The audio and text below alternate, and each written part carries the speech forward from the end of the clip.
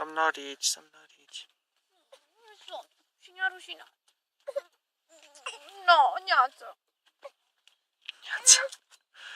Neața. Cum s-a trezit? Mergeți la rapiță? Da.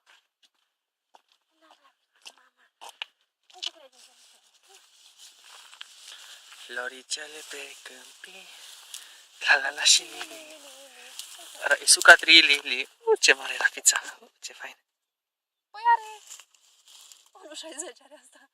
Trebuie să vă fac o poză, stai. Pe vere se joacă în rapiță.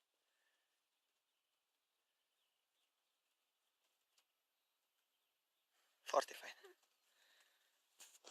Și eu.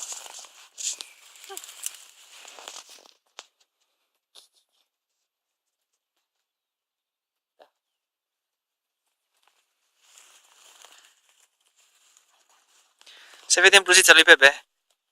Se vede bluzița. Bluzița de la Nașa. Oi, ce frumoasă.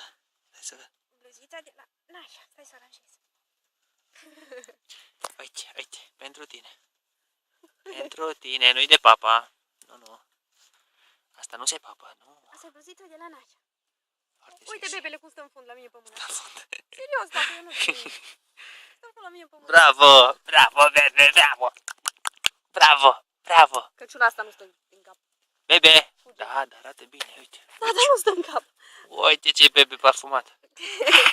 Ia o rupt aia. Da. O floare pentru Bebe. O floare pentru... Hai să culege la pizza.